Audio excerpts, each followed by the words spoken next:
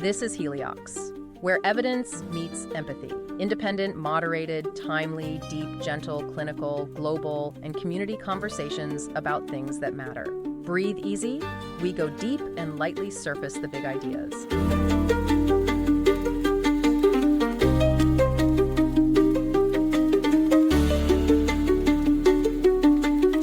So I want you to imagine just for a quick second that humanity has suddenly discovered this massive, entirely alien world. Oh, like a whole new planet just appeared. Right, exactly. And when I say massive, I mean it completely dwarfs our own familiar surroundings. We are talking about a planet with towering, unseen mountain ranges that, frankly, make the Himalayas look like minor speed bumps. Yeah, just absolute geographical giants. Total giants. A world with these vast, plunging canyons, completely bizarre, crushing physics, and literally millions of completely undocumented life forms. Creatures that basically look like they were designed by a science fiction writer working through some sort of fever dream. Wow, 100%. Now, what if I told you that we don't actually need a billion-dollar space telescope to see this world? Okay. You don't have to travel light years to find it because, well, you are already living on it. We aren't talking about deep space today. We are talking about Earth's ocean, which covers roughly 70% of our planet. It really is the ultimate hidden frontier, isn't it? I mean, we spend so much of our collective energy looking up at the stars, searching for the unknown. Which is great, don't get me wrong. No, of course. Right. But all while the vast majority of our own home remains a complete mystery to us. We call our planet Earth, but, functionally. We are living on an ocean planet. Yeah. And we are barely scratching the surface of what that actually means for our daily survival. Okay, let's unpack this, because today, our mission on this deep dive is to explore the sheer, honestly mind-boggling vastness of what we don't know about our own planet. It is a lot of unknown. A terrifying amount. Yeah. We are looking at the international race to literally map the dark, and we are going to meet some of the absolute strangest, most sci-fi creatures that researchers are pulling out of the shadows along the way. It is going to be a fun one. To do this, we have a really fascinating stack of sources in front of us today. We are looking at structural data from NOAA Ocean Exploration. We have a massive mapping update from the GEBISO Seabed 2030 project. A huge update, by the way. Right, huge. And we also have this jaw-dropping new species report from the Ocean Census. And when you lay these sources out side by side, they tell a very urgent story. How so? Well, the ocean can certainly be menacing, right? I mean, it is volatile, it's powerful, but it is fundamentally the largest livable space on our planet. Livable for marine life, you mean? Exactly. There is vastly more life suspended in that water column than anywhere else on Earth. And the stakes here are incredibly high because we cannot truly explore, and more importantly, we cannot protect what we haven't even mapped. That makes total sense. Reading through these sources, the analogy that kept popping into my head is this. Living on Earth right now is basically like living in a massive, sprawling, ancient mansion. I like this. Right, but humanity has basically spent its entire existence just hanging out in the attic. Just huddled up there. Exactly. We've decorated the attic. We know every creaky floorboard. We've mapped it to the millimeter. We got really comfortable in the attic. We have. Meanwhile, there is this colossal cavernous basement right beneath our feet. We know it's down there. We can hear the pipes clanking. But we have been completely terrified to actually open the door, walk down the stairs, and turn on the lights. That is a perfect way to put it. And to take that mansion analogy a step further, it's not just an empty storage space down there. Right. That basement regulates the temperature of the entire house. It stores all the critical supplies. Yeah. And it is filled with millions of roommates we've never even bothered to meet. Roommates with a lot of teeth in some cases. Very true. But the physics and scale of this space are just difficult to conceptualize. If we look at the data from NOAA Ocean Exploration, the surface area of the ocean is roughly 360 million square kilometers. Wow. Yeah, that is about 139 million square miles of continuous water. Which is so hard to picture until you realize that all the land masses on Earthy Asia, Africa, the Americas, Europe, Antarctica. They're all just islands. Yeah, they're just islands sitting in that one massive body of water. And that's just the two-dimensional surface. To really understand the ocean, you have to think volumetrically in 3 dimensions. Right, because it goes down. It goes way down. The average depth of the ocean is 3,682 meters. Okay. Let me do the math on that. That is 12,080 feet down. So on average, the floor of this basement is over 2 miles straight down. On average, yes. You could stack the Empire State Building end to end almost 10 times before you hit the bottom. Yeah, exactly. And over 90% of that volume is classified as the deep ocean. What does that mean exactly? Where does the deep ocean start? In oceanographic terms, the deep ocean is basically anything deeper than 200 meters, or about 656 feet. Why that specific number? Because that is the critical threshold where sunlight from the surface begins to fail. Below that point, it just gets incredibly cold, hovering just above freezing. Oh, wow. And the pressure becomes immense, compounding by 1 atmosphere for every 10 meters you descend. So the vast, vast majority of our planet exists in this dark, high-pressure state. That is genuinely unsettling. It is. Now, here is the statistic that really puts our historical ignorance into perspective. Okay, lay it on me. Human explorers have actually physically seen less than 0.001% of the deep ocean seafloor. Wait, less than 0.001%. Yes. If you aggregate all the areas of the deep seafloor that human eyes, or, remotely operated cameras, have actually illuminated and looked at, and you put them all together into one single patch, it would be roughly the size of Rhode Island. Okay, I have to stop you right there because I am looking at a screen right now, and I know you, listening to this, are probably thinking the exact same thing. What's that? I use Google Earth.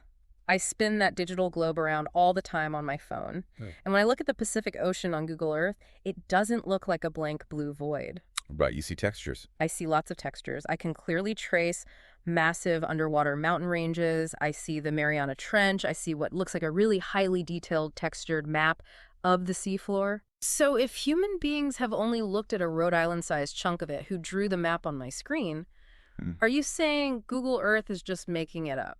It is the most common misconception out there. And no, they aren't making it up, but the answer comes down to a fundamental misunderstanding of what you are actually looking at on your screen. Okay, explain. That texture on Google Earth is not a map created by looking at the seafloor. Then what is it? It is a map created by satellites in space looking at the surface of the water. Wait, I'm missing a step here. How does looking at the surface of the water tell you that there is a mountain range 2 miles underneath it? It comes down to the physics of gravity. Gravity. Yeah. Satellites orbiting the Earth use this technology called radar altimetry. Basically, they bounce radar pulses off the surface of the ocean to measure the height of the water. Okay, but intuition tells us that the ocean surface, assuming there are no waves or tides, just a calm day, it should be perfectly flat, right? Exactly. It should wrap around the Earth like a smooth pane of glass. But water is fluid, and it is drawn toward mass. So if there is a massive underwater mountain, what we call a seamount, sitting on the seafloor, that rock has a significant amount of mass. Right, it's a huge mountain of rock. And that mass exerts a gravitational pull.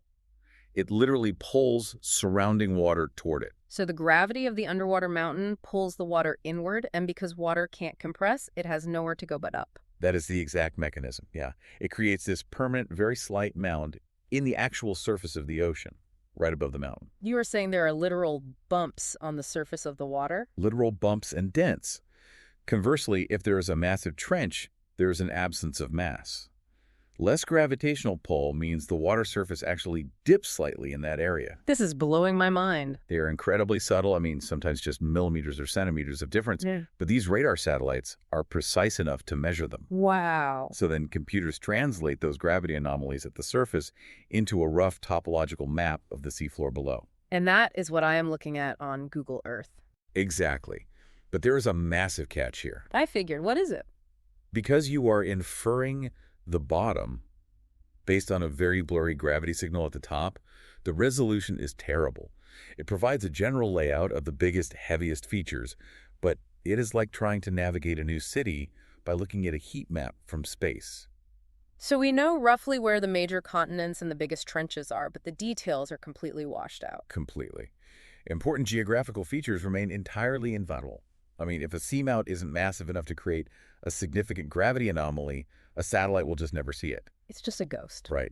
Yeah. And smaller objects. Shipwrecks, delicate hydrothermal vent fields, deep water coral reefs, structural fault lines. Satellite altimetry is totally blind to them. It just can't pick up that level of detail. No. To actually see the seafloor, to get a high-resolution, actionable map, we have to get off the satellites and get into the water. Well, why can't we just point the satellite radar through the water? Because of how electromagnetic waves behave. Radar, just like visible light, is an electromagnetic wave. When electromagnetic waves hit a dense, electrically conductive medium like seawater, they are absorbed and scattered almost immediately. I mean, light barely penetrates a few hundred meters. Radar is stopped dead. Right, hence the darkness. Exactly. The only thing that travels well through water is a mechanical wave. Sound. So instead of looking from space with radar, we have to put ships directly on the water and basically shout into the dark to see what echoes back. That is the basis of modern mapping. We use high-resolution technology called multi-beam sonar systems. And these are on the ships. Yes, they are mounted directly on the hulls of specialized ships. But it is not just a single ping like you see in, old submarine movies. Not the classic ping. No, multi-beam sonar sends out this wide, fan-shaped acoustic pulse.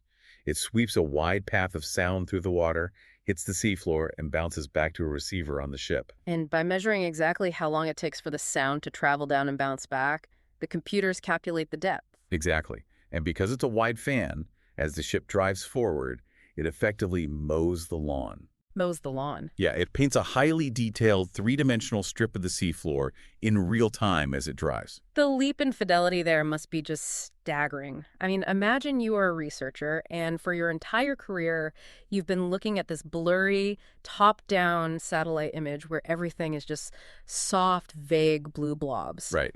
Then you get on this ship, you turn on the multi-beam sonar, and that wave of sound cuts through 2 miles of black water. It hits the bottom, the data comes back, and on your screen, that blurry blob just snaps into hyperfocus. It's a total revelation. You suddenly realize you aren't looking at a vague hill. You are looking at a sheer, jagged cliff face, or a perfectly circular volcanic crater, or a massive fault line that literally no human being knew existed. It is exactly the difference between knowing a basement exists and finally walking down there and turning on a floodlight. Wow. And the reason this matters to you listening right now, why it goes beyond just scientific curiosity, is that Earth is a highly dynamic, interconnected system, and the ocean is the engine of that system. Right. The exact physical shape of the seafloor dictates the complex currents of the deep ocean. Those currents distribute heat around the globe, which directly dictates our weather patterns and our climate. Oh, I see. If we don't know the exact shape of the container, we can't understand how the water inside it moves. Precisely. Furthermore, understanding the exact typography helps us model how tsunamis will travel across the ocean and where they will strike the coast. That's vital. It is. It helps us locate future geological resources, Yeah. and it gives us the baseline required to even begin to understand marine biology. Because you need the map first. Right. Before we can understand the ocean's chemistry or its ecosystems, we must have the geological foundation. We just must have the map. Okay, so we know the basement is dark, we know the physics of how to illuminate it with sonar, and we know we desperately need this map. So who is actually out there driving the ships and doing the heavy lifting? We'll get into the map makers right after this short break. All right, we are back, and we are diving into the monumental task of actually mapping the ocean floor. If multi-beam sonar is the floodlight, we need to know who is plugging it in. Right. This brings us to our second source, and an initiative known as the Seabed 2030 project. So Seabed 2030 is a massive coordinated global collaboration. It's between the Nippon Foundation and an organization called GEBOTO, which stands for the General Bathymetric Chart of the Oceans. And to really appreciate what Seabed 2030 is doing today, we kind of have to go back over a century, right? Because the idea of a unified ocean map isn't really a new concept. No, not at all. WOTO was actually initiated all the way back in 1903. 1903. Yeah, it was spearheaded by Prince Albert I of Monaco. He was this pioneering oceanographer, and he recognized something fundamental over 100 years ago. Mapping the planet's seafloor was far too massive a task for any single nation to undertake. It's just too big. Exactly. It required a coordinated international effort.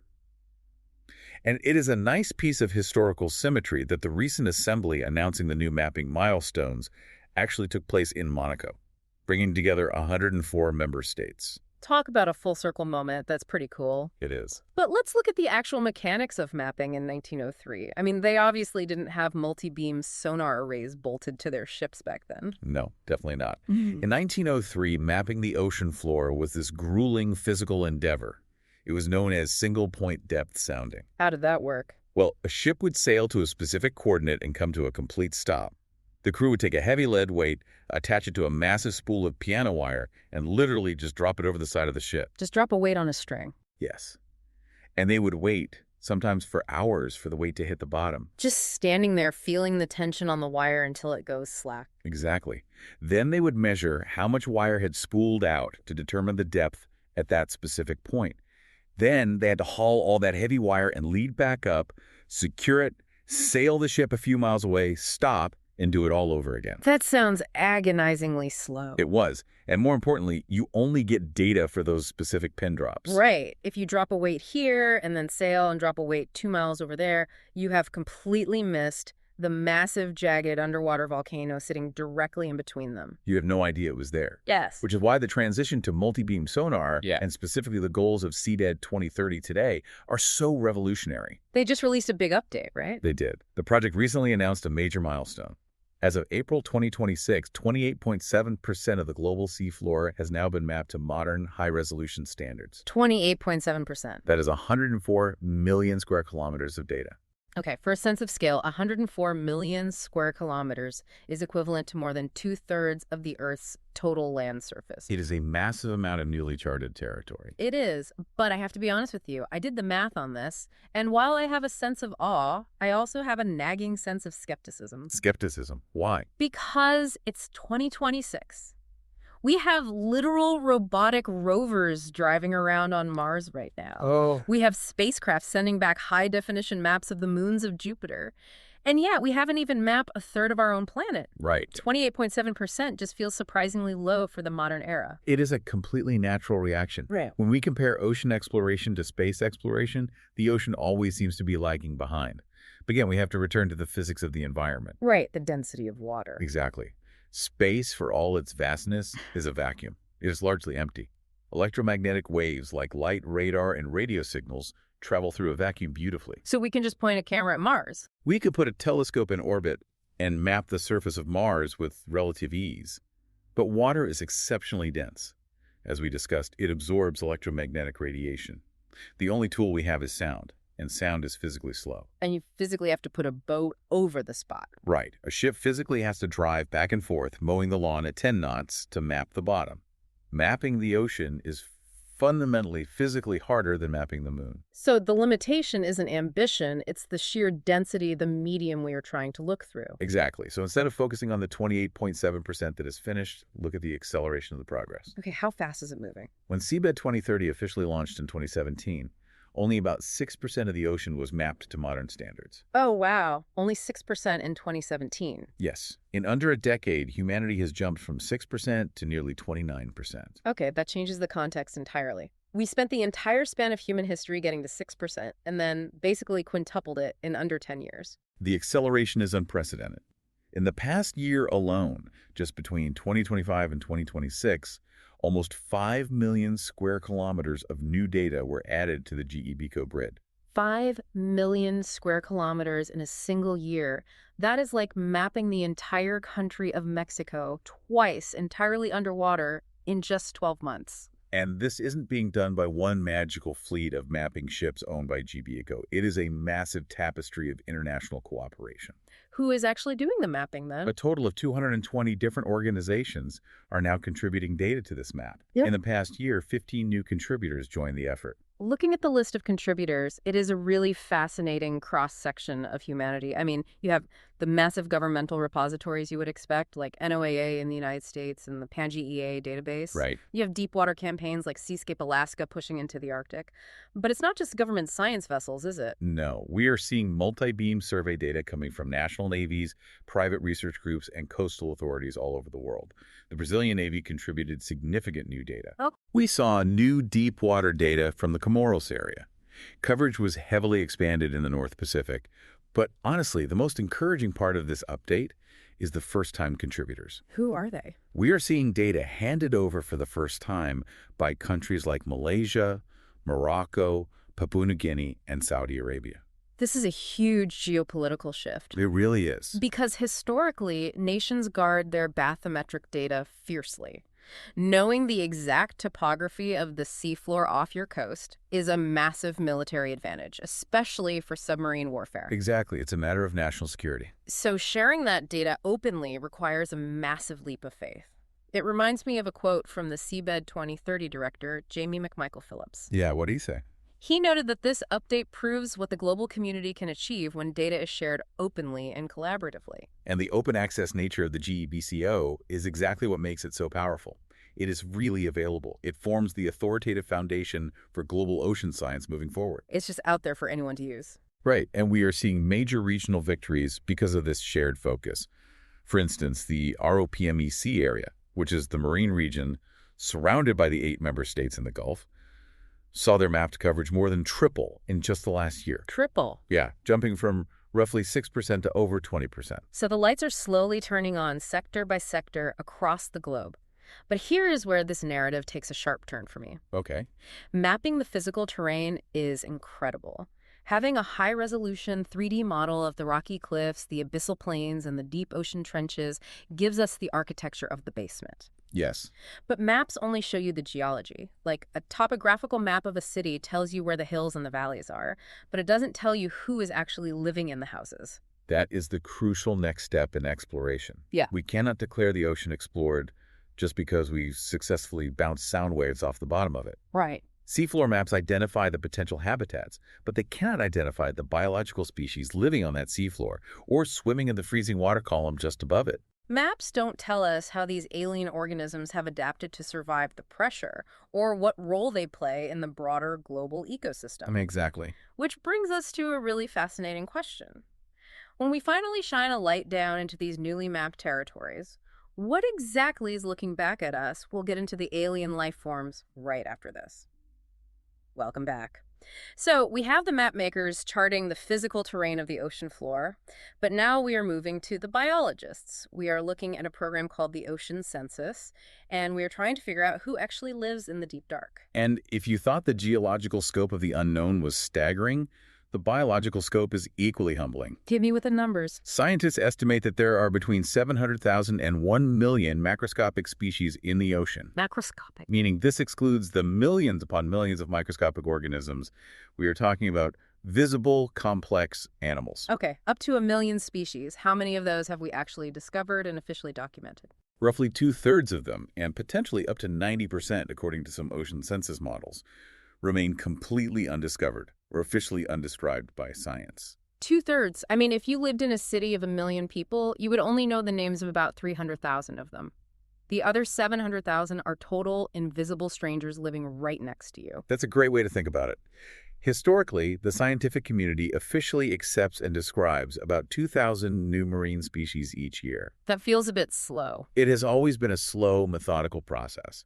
But the Ocean Census, which is a massive collaborative program launched by the Nippon Foundation and Necton, partnering with groups like the Schmidt Ocean Institute, has essentially put this discovery process into hyperdrive. Hyperdrive is putting it mildly. Look at the numbers from their latest report. It's wild. Between April 1st, 2025 and March 31st, 2026, so just one single year, Ocean Census researchers officially discovered a staggering 1,121 new marine species. Over 1,000 completely new forms of life in 12 months. How did they even do that?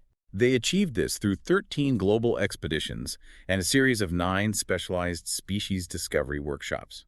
I want to spend some time looking at the actual creatures they are finding, because this is where the deep dive turns into a bizarre real estate open house for the deep ocean. The photos are unbelievable. The images released with this Ocean Census report are absolute proof that alien life is already here.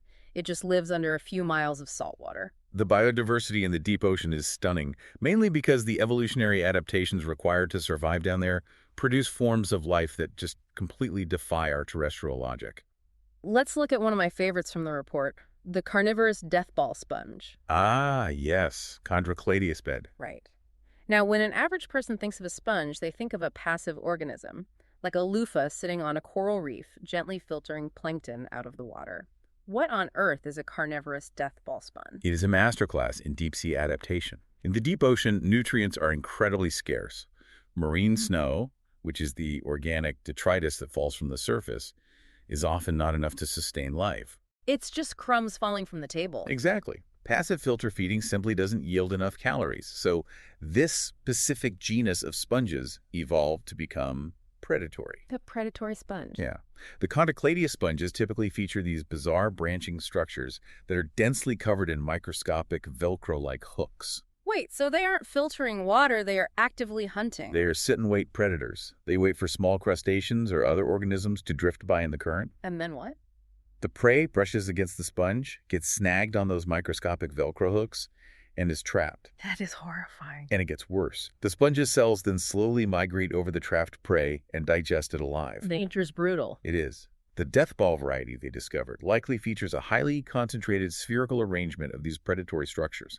It is a stationary, silent killer lurking in the absolute dark. A Velcro death ball. Unbelievable. Okay, next on the list we have the glass castle worm, Dalhusiella yabuki. Right. Annelids, the segmented worms, are one of the most diverse groups of organisms in the ocean. And the common name glass castle tells us a lot about its biology. But the last part refers to it being see-through, right? Yes. Many deep-sea creatures lose their pigmentation entirely. On land, or in the shallow ocean, color is vital, right? Right, for camouflage or warning predators. Or for attracting mates. But in a zone with absolute zero sunlight, producing pigment is just a waste of metabolic energy. If nobody can see you, why bother getting dressed up? Exactly.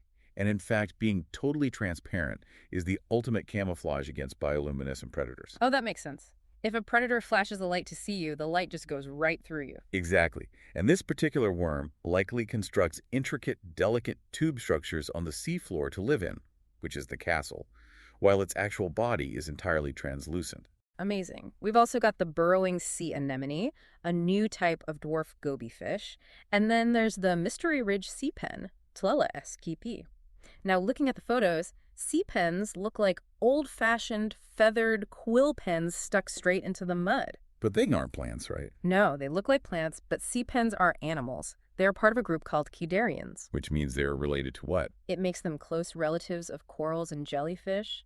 What looks like a single pen is not actually a single organism. It is a complex colony of tiny individual polyps all working together. Wow. And finding a new species of sea pen clinging to a mystery ridge highlights exactly how geology and biology intersect down there. Right, because the map makers use the multi-beam sonar to find the rocky ridge first. Exactly. And then the biologists send down a remotely operated vehicle and find a completely undiscovered colony of life using that exact ridge to catch the deep ocean currents. It's all connected. We're also seeing creatures like a new sea cave shrimp, Caridian speed. So we aren't just finding new fish swimming randomly in the open water. We are finding highly specialized creatures that have evolved to live in incredibly specific microhabitats, like newly discovered underwater caves. Right.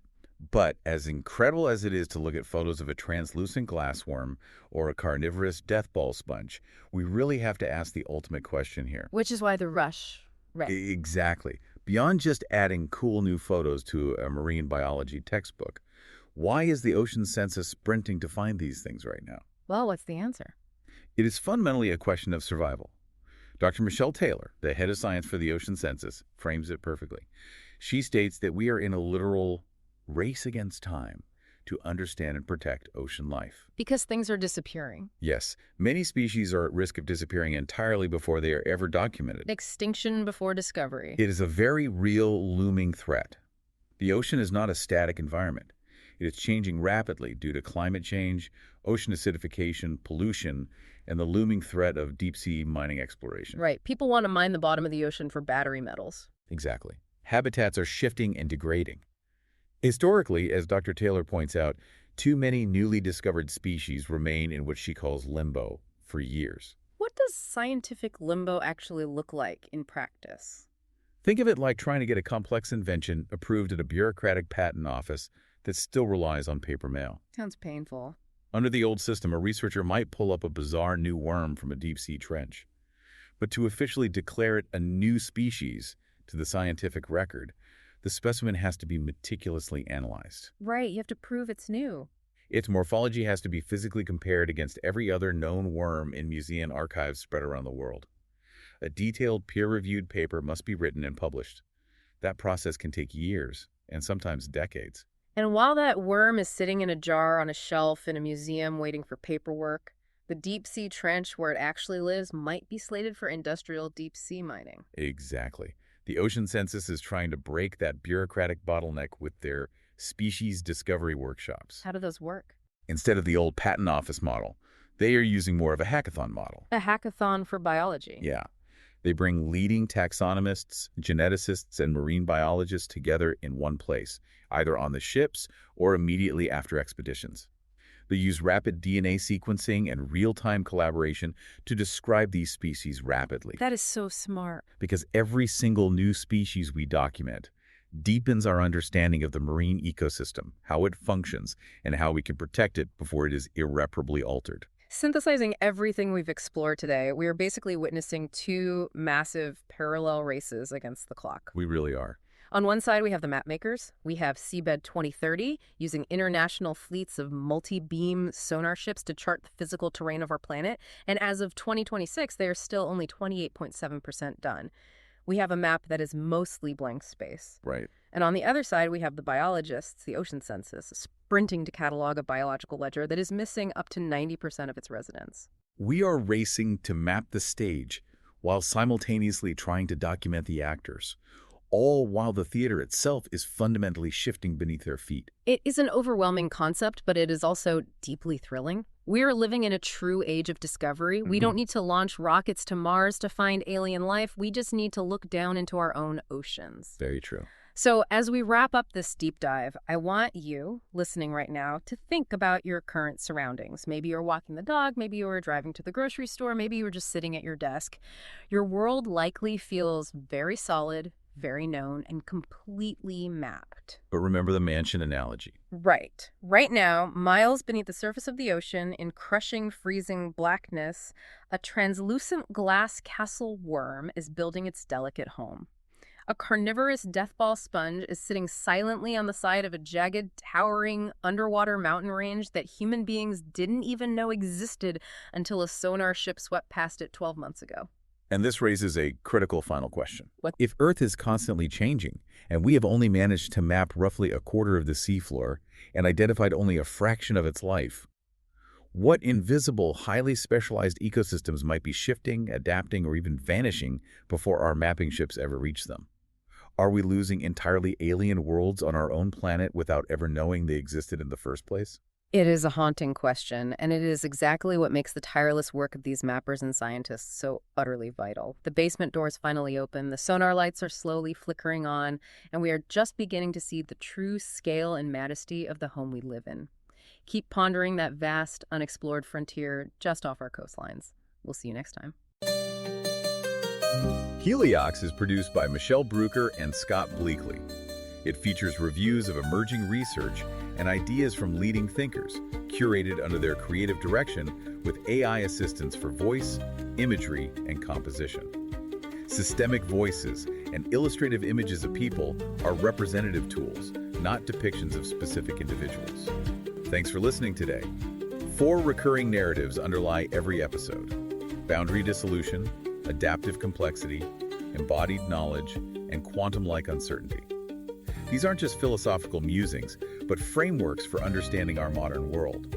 We hope you continue exploring our other episodes, responding to the content, and checking out our related articles at helioxpodcast.substack.com.